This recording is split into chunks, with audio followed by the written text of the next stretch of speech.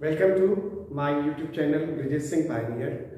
दोस्तों, आज हम आए हैं यहाँ बेसिक लेवल से अंग्रेजी के अनुवाद की कला को सीखने के लिए। जैसा कि आप जानते हैं, अंग्रेजी भाषा में पारंगत होने के लिए आपको एक तरफ वर्ड मीनिंग्स का नॉलेज होना चाहिए और दूसरी तरफ आर्ट ऑफ ट्रांसलेशन यानी अनुवाद की कला से आपको रूबरू होना चाहिए। यह कला बेस से शुरुआत करके हम यहाँ पे आपके लिए लेके आए हैं। आइए देखते हैं। पहला टॉपिक हम उठाते हैं ट्रांसलेशन का। आर्ट ऑफ ट्रांसलेशन में बी वर्ब का मतलब बेसिक वर्ब से होता है, मूल वर्ब से होता है। इनको हम तीन टेंस में, जैसा कि आपको पता है कि क्रिया को अनुवाद हेतु तीन कालों में बांटा गया है, जिन्हें क्रमशः प्रेजेंट टेंस, पास्ट टेंस और फ्यूचर टेंस कहते हैं। प्रेजेंट टेंस अर्थात वर्तमान काल, पास्ट टेंस अर्थात भूतकाल और फ्यूचर का मतलब होता है भविष्य काल। प्रेजेंट टेंस में आमतौर पे इसके आइडेंटिटी वर्ड जो होते हैं वो होते हैं, हूं, हो, जबकि पास्ट टेंस में हिंदी भाषा में इसको हम था, थे, थी से इंडिकेट करते हैं। दूसरी तरफ फ्यूचर टेंस में हम इसे गा, गे, गी अथवा होगा, रहेगा, बनेगा, हम मूल वर्ब की बात करें, बी फॉर्म की बात करें तो पाए जाते हैं। अब इनकी अंग्रेजी रूपों को पहले हमें जानना होता है अनुवाद हेतु। सबसे पहले हम जानेंगे कि इज, आर और एम ये तीन बेसिक वर्ब्स हैं, जिन्हें आप हेल्पिंग वर्ब अथवा मेन वर्ब के रूप में भी, फाइनाइट वर्ब के रूप में भी जानते हैं। और पास्ट टेंस में वाज तथा वर ये दो क्रियाएं हैं, जिन्हें क्रमिक रूप से हम था, थे, थी के लिए प्रयोग करेंगे। और फ्यूचर टेंस की बात करें तो यहाँ विल बी और शैल बी नाम से क्रियाएं मिलेंगी। अब देखते हैं, हमें अनुवाद करने के लिए, चूंकि हम हिंदी टू इंग्लिश सीखते हैं अनुवाद को, तो हिंदी में कोई वाक्य है और उस वाक्य का अंग्रेजी करना है। यदि हम उसको लिखना जान जाएंगे तो फिर हम अभ्यास करके धारा प्रवाह बोल भी सकते हैं। तो लिखने के लिए हमें एक पैटर्न की जरूरत होती है और वाक्य के सिमेट्री को, सिंटेक्स को जानना होता है। वाक्य आमतौर पे वह प्रोसेस है जिस प्रोसेस का प्रयोग करके हम कोई बात बोलते हैं, किसी मनोभाव को व्यक्त करते हैं, लिखते हैं, पढ़ते हैं, वो सारी चीजें वाक्य के रूप में ही सामने आती हैं। वाक्य का शरीर अगर हम देखें तो तीन तत्वों से मिलकर बनता है, सब्जेक्ट, वर्ब और ऑब्जेक्ट। सब्जेक्ट यानी कि कर्ता, वर्ब यानी क्रिया और ऑब्जेक्ट यानी कर्म। जैसा कि हम पहले चैप्टर सेंटेंस में ये बता चुके हैं, आपको हमारे प्रीवियस वीडियो में वो मिल जाएगा कि कर्ता किसे कहते हैं, क्रिया किसे कहते हैं और कर्म किसे कहते हैं। इसलिए हम डायरेक्ट और आगे बढ़ रहे हैं। अब यहाँ पे हम ये देखेंगे कि ये जो इज, आर, एम है, इनका अपने वाक्य के सब्जेक्ट के साथ इन वर्ब्स का एक एग्रीमेंट होता है, जिसे हम सब्जेक्ट वर्ब एग्रीमेंट कहते हैं। अब ये एग्रीमेंट कैसे होता है कि किस कर्ता के साथ कौन सी क्रिया प्रयोग की जाएगी, तो हमने बोर्ड पे इसे मेंशन कर रखा है। यदि हम सिंपल सेंटेंस की बात करें तो यदि थर्ड पर्सन सब्जेक्ट्स हैं, यानी कि ही, सी, इट या किसी का नाम आदि है, तो उनके साथ प्रेजेंट टेंस में आप इज का प्रयोग करेंगे, यानी इज को इंगेज कर रखा गया है इन कर्ताओं के साथ। दूसरी तरफ अगर आई कर्ता के रूप में प्रयोग किया गया है तो उस वाक्य में पर्टिकुलर आप वर्ब बी में एम क्रिया का प्रयोग करेंगे। तीसरी तरफ यू, वी, दे या फिर प्लूरल कोई भी नाउन हो, जैसे बॉय का प्लूरल फॉर्म हो बॉयज, गर्ल्स, प्लेयर्स, फ्लावर्स, तो हम इनके साथ आर का प्रयोग प्रेजेंट टेंस में करते हैं। ठीक यही प्रक्रिया आगे हम बढ़ाएं तो पास्ट टेंस में ही, सी, इट किसी के नाम और इनफैक्ट आई के साथ भी हम वाज का प्रयोग करते हैं, ये याद रख लेना है आपको।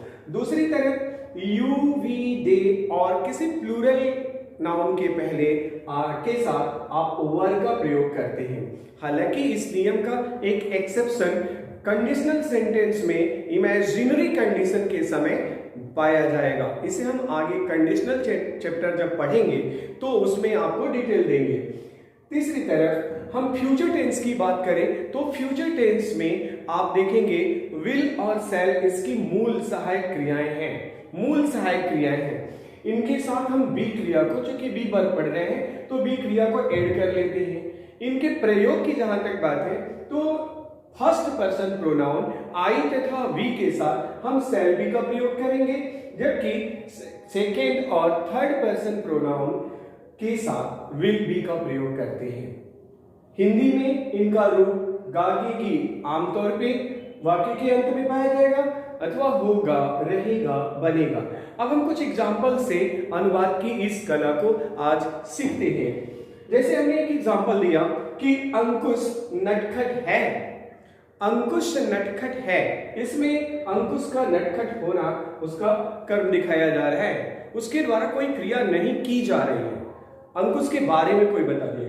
तो वाक्य का सब्जेक्ट हो गया हमारा अंकुश और इसके बाद वर्ब हमारे यहाँ पे अंकुश के अकॉर्डिंग, चूंकि ये नाम है इसलिए इज का प्रयोग हमने किया, आप देख सकते हैं अंकुश इज।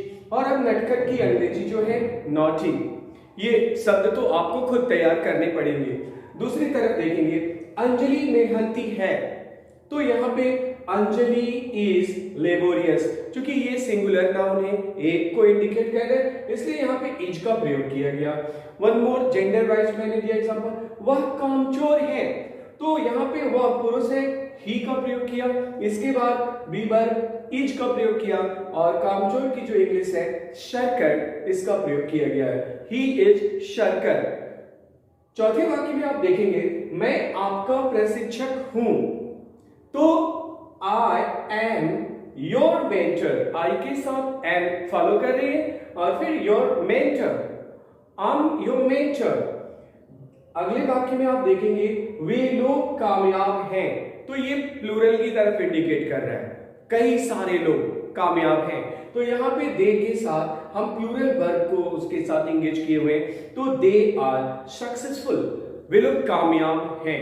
इसी वाक्य को, इन्हीं वाक्यों को हम पास्ट फॉर्म में लेके आए, तो पास्ट में अंकुश इज नॉटी के बदले आप देख रहे हैं वाज नॉटी कर दिया गया है, यानी अंकुश नटखट था, अब नहीं है, वो बीते दौर की, पीछे की बात बता रहे हैं। अंजलि वॉज लेबोरियस, अंजलि मेहनती थी, अब नहीं है। ही वॉज सर्कर, वह कामचोर था, यहां पे ही सिंगुलर है इसलिए इसके साथ हमने सिंगुलर वर्ब को रखा है, वाज को रखा है। जबकि आई, ये ध्यान रखना है कि आई प्रत्येक टेंस में अपनी मनमानी करता है, यह ट्रेडिशनल रूल को फॉलो नहीं करता है, ये अपने हिसाब से चलता है, यानी आई के साथ यहाँ वाज का भी प्रयोग देख रहे हैं, फिर वर का भी प्रयोग पास्ट टेंस में होता है, जैसा मैंने अभी पीछे बताया। तो आई वॉज योर मेंटर, मैं आपका प्रशिक्षक था। दे वर सक्सेसफुल, अब यहाँ दे चूंकि प्लूरल है इसलिए इनके साथ वर्ब प्लूरल का प्रयोग किया गया है, तो दे वर सक्सेसफुल। अब हम तीसरी तरफ बढ़ते हैं, चूंकि टेंस तीन ही होते हैं और आपको पता है कि पूरे व्याकरण के केंद्र में क्रियाएं होती हैं, इन्हीं क्रियाओं के अध्ययन के लिए टेंस यानी टाइम एंड टेंस चैप्टर का निर्माण हुआ, जिसे हम अगले वीडियो में आपको विधि पूर्वक बेसिक लेवल से लेकर एडवांस लेवल तक टेंस के नियम देने वाले हैं। तो आइए अभी हम देखते हैं कि यहाँ पे इसी वाक्य को अगर हमें फ्यूचर में व्यक्त करना है, जैसे मैं कहूं कि अंकुश शरारती होगा, अभी है नहीं, वो फ्यूचर में, या फिर उसकी जो स्टेटस है वो आगे भी मेंटेन रहने वाली है, अंकुश शरारती रहेगा, आज भी है कल भी रहेगा। तो ऐसे वाक्यों को हम विल बी और शैल बी के पैटर्न से सॉल्व करते हैं। आप देखेंगे अंकुश विल बी नॉटी, यहां पे विल बी का प्रयोग किया गया है, मैंने बताया केवल फर्स्ट पर्सन प्रोनाउन आई और वी, वहां आई सिंगुलर होते हैं और वी प्लूरल होते हैं, उनके साथ ही शैल बी का प्रयोग करना है, से सबके साथ आपको विल बी का प्रयोग करना है। दूसरे वाक्य में आप देख सकते हैं कि अंजलि मेहनती होगी, रहेगी, तो अंजलि विल बी लेबोरियस। तीसरे वाक्य में ही विल बी सर्कर, वह कामचोर रहेगा या वह कामचोर होगा, तो यहां पे आप ही विल बी सर्कर का प्रयोग कर रहे हैं। मैं आपका प्रशिक्षक रहूंगा। I shall be your mentor. I shall be your mentor. Then they will be successful. वे लोग सफल होंगे। यहां पे दे के साथ भी हमने विल का प्रयोग किया, केवल आई और वी के साथ शैल का या शैल बी का प्रयोग होगा। तो आपने देखा कि टेंस 3 होते हैं और तीनों टेंस की बेसिक पहचान होती है। जब हम लिखने पढ़ने आते हैं, शुरुआत करते हैं, तो सबसे पहले एक स्टूडेंट के रूप में हमारे सामने ये समस्या होती है आइडेंटिफाई करना, पिक आउट द ग्रामर। हम कैसे जाने कि कौन सा वाक्य इज के साथ फॉलो होना है, कौन से वाक्य में आर का प्रयोग किया जाना है, किसमें एम का प्रयोग किया जाना है, या फिर वाज वर का प्रयोग कब होना है, विल बी शैल बी का प्रयोग कब होना है। तो मैंने आपको बताया, एक बार फिर आप रिमाइंड करेंगे और रिवाइज करेंगे कि प्रेजेंट टेंस के वाक्यों में हम इज आर एम का प्रयोग करेंगे, पास्ट टेंस में हम वाज वर का प्रयोग करेंगे, जबकि फ्यूचर टेंस के वाक्यों में विल बी और शैल बी का प्रयोग करते हैं।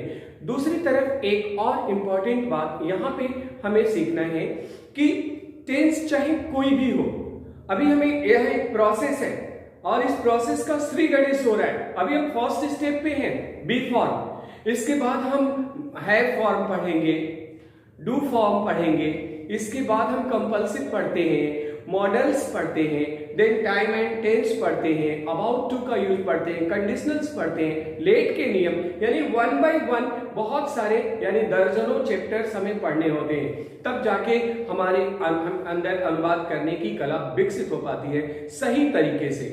बस आपको करना ये है कि प्रॉपरली आप यहाँ पे प्रत्येक दिन या प्रत्येक वीडियो जो ट्रांसलेशन चैप्टर के अंतर्गत आएगा, यह आप फॉलो करते रहें और जहां कहीं भी आपको प्रॉब्लम होती है कमेंट बॉक्स में जरूर कमेंट करके सीखते रहें। तो आते हैं, यहां एक बात मैं बता रहा था आपको कि टेंस कोई भी हो, प्रत्येक टेंस में हम 5 प्रकार के वाक्य प्रयोग करते हैं। पहले वाक्य को हम असर्टिव यानी अफर्मेटिव और निगेटिव कहेंगे। पहले को अफर्मेटिव, दूसरे को निगेटिव कहेंगे। अफर्मेटिव का मतलब हम किसी बात को एज इट इज लेते हैं, स्वीकार कर लेते हैं। एज एग्जाम्पल मैंने कहा कि आप सब मेरे प्यारे छात्र हैं, तो मैं स्वीकार कर रहा हूं, मैं आपका प्रशिक्षक हूं, मैंने इस बात को स्वीकार किया। वह किसान है, इस वाक्य में स्वीकार किया गया है कि वह किसान है, यानी कि कोई मैसेज देना, कोई fact as it is present कर देना अफर्मेटिव होता है। दूसरा वाक्य होता है निगेटिव सेंटेंस। निगेटिव सेंटेंस में स्टूडेंट्स करते क्या, इसमें हम किसी तथ्य से इंकार करते हैं, यानी कि न अथवा नहीं का प्रयोग करके करते हैं। जैसे मैं कहूं कि मैं किसान नहीं हूं, मतलब ये हुआ कि मैं अपने किसान होने की बात से इंकार कर रहा हूं। वह चोर नहीं है, मतलब ये हुआ कि उसके चोर होने के तथ्य से इंकार किया जा रहा है, इसे निगेटिव कहते हैं। वाक्य का तीसरा प्रारूप जो बोलचाल में हम दिनचर्या में दिन भर प्रयोग करते हैं वो होता है इंट्रोगेटिव सेंटेंस। इंट्रोगेटिव सेंटेंस का मतलब होता है प्रश्नवाचक वाक्य। प्रश्नवाचक यानी वे वाक्य जिनका उत्तर यानी जिनका रिप्लाई हम यस और नो में कर सकते हैं, उनको हम इंट्रोगेटिव सेंटेंस कहते हैं। या जिनमें कोई ना कोई WH वर्ड यानी कि what, where, who, why, which, when, how many, how far, how long, यानी कि इतने सारे में से कोई भी एक WH वर्ड आया हो या क्वेश्चन वर्ड आया हो तो उसे हम इंट्रोगेटिव सेंटेंस कहते हैं। लास्ट में मार्क ऑफ इंट्रोगेशन जरूर होता है। चौथा सेंटेंस होता है इंट्रोगेटिव निगेटिव, यानी कि कुछ वाक्य ऐसे होंगे जो क्या से शुरू होंगे, यानी जिनमें प्रश्नवाचक शब्द शुरू में भी आ सकता है अथवा बीच में। जैसे हमने कहा कि क्या नाम है आपका, गौर करेंगे। और दूसरा कहा कि क्या यह एक कलम है, क्या यह एक कलम है। तीसरा कहा कि आप उदास क्यों हैं, इसमें क्यों बीच में आया, यह भी WH वर्ड है। और अगर हम शुरू में कह रहे हैं कि क्या आप खुश हैं तो ये भी क्या एक WH वर्ड है, लेकिन अंतर यह है कि लोकेशन मायने रखता है। यहाँ लोकेशन इसका फर्स्ट में आ रहा है, सब्जेक्ट के द्वारा फॉलो हो रहे हैं। तो अब जब अनुवाद की कला आती है तो वहां आपको सिखाया जाएगा कि उसमें इंट्रोगेटिव निगेटिव या इंट्रोगेटिव सेंटेंसेस में अगर वो कर्ता के द्वारा फॉलो हो रहा है तो उसकी मूल इंग्लिश व्हाट का प्रयोग ना करके हेल्पिंग वर्ब्स को ही एज पर टेंस प्रयोग करते हैं। चौथा होता है पांचवा होता है इंट्रोगेटिव कम निगेटिव। स्टूडेंट्स, इसका प्रयोग आप सबसे ज्यादा करते हैं बोलचाल में। इन्हें हम अर्ध प्रश्नवाचक या क्वेश्चन सेंटेंस कहते हैं, यानी कि वे वाक्य जिनमें कोई प्रश्न सूचक शब्द नहीं आएगा फिर भी प्रश्न का भाव बना रहेगा। दूसरे शब्दों में वे वाक्य जिनमें नकारात्मक शब्द आया रहेगा फिर भी वो नकारात्मक नहीं होगा। अर्थात आप इसे ऐसे भी समझ सकते हैं कि जो होगा वो नहीं होगा, जो नहीं होगा वो होगा। इन वाक्यों को हम इंट्रोगेटिव कम निगेटिव सेंटेंस कहते हैं। जैसे मैंने कहा, आप अंग्रेजी सीख रहे हैं ना, आप अंग्रेजी सीख रहे हैं ना, आप खुश हैं ना। अब इसमें देखिए, आप खुश हैं ना, इसमें भाव क्वेश्चन मार्क का रह रहा है, लेकिन इसमें क्या आप खुश हैं ना ये नहीं रखा गया है, क्या शब्द नहीं लाया गया। बिना WH वर्ड के हम इंट्रोगेटिव बना ले रहे हैं। तो इन वाक्यों को बोलचाल में आप दैनिक जीवन में बहुत ज्यादा प्रयोग करते हैं। आप खुद से पूछ के देखिए, सुबह से शाम तक अगर आप 10 वाक्य बोलते हैं तो 10 में से 5 तो केवल इंट्रोगेटिव कम निगेटिव टाइप के होते हैं। जैसे एग्जाम्पल के लिए, कोचिंग खुला है ना, सर आ गए हैं ना, लाइट चली गई है ना, या लाइट आ गई है ना, मम्मी सो गई है ना, आपने होमवर्क कर लिया है ना, पिक्चर चल रहा है ना, लाइक दिस। तो आप देख रहे हैं कि इनका प्रयोग तो आप ज्यादा करते हैं, है कि नहीं। तो ऐसे वाक्यों का अब अनुवाद करने के, यहां पे मैंने इंट्रो दिया इन वाक्यों का, बी फॉर्म वाले वाक्यों का, और केवल अफर्मेटिव का एग्जाम्पल दिया था। अब इनका निगेटिव कैसे करना है, इंट्रोगेटिव, इंट्रोगेटिव निगेटिव और इंट्रोगेटिव कम निगेटिव, हम इसको अगले वीडियो में इसका पार्ट 2, इस लेसन का दूसरा वीडियो जो हम बना रहे हैं उसमें आपको अपलोड कर रहे हैं, और उसमें आप वाक्य के इन 5 फॉर्म्स का विशेष अध्ययन करेंगे। तो इसी के साथ आप नियमित बने रहें, और यदि आप हमारे चैनल पे नए हैं तो हमारे चैनल को सब्सक्राइब करना, लाइक करना, शेयर करना और बेल आइकन को हिट करना ना भूलें, ताकि हमारी वीडियोस नोटिफिकेशंस के थ्रू सबसे पहले आप तक पहुंचे और कोई वीडियो मिस ना हो सके। दोस्तों, अंग्रेजी एक अंतरराष्ट्रीय भाषा है। यह आज के दौर में आधुनिक युग की विज्ञान और तकनीकी के दौर की भाषा है। इसको इग्नोर करके बहुत ज्यादा देर तक हम नहीं रह सकते। तो यह दुनिया की सबसे आसान भाषा है, और अब मैं आपको यकीन दिलाना चाहता हूं कि यह अब और भी आसान हो जाएगी। आपको हर कदम पे हम सिखाने के लिए दृढ़ प्रतिज्ञ हैं, और जिस भी लेवल पे जो भी चीजें, जो कुछ भी मैं जानता हूं, मैं आपको दिल से सिखाऊंगा। और आप अपने कमेंट बॉक्स में आपको मेरी वीडियोस कैसे लग रहे हैं ये जरूर बताएंगे, लाइक और शेयर करते रहेंगे। आपके इस लाइक और शेयर से मेरा मोटिवेशन, खुद को मोटिवेशन मिलता है, मेरा मनोबल बढ़ता है, ताकि मैं आपको और भी बेहतरीन वीडियोस लेके आ सकूं और भी अच्छा नॉलेज प्रोवाइड कर सकूं, और आपके सफलता में एक सहायक बन सकूं, एक भूमिका एक मेंटर की निभा सकूं। तो इन्हीं के साथ हम लोग फिर मिलते हैं। Keep watching, keep learning. Thank you.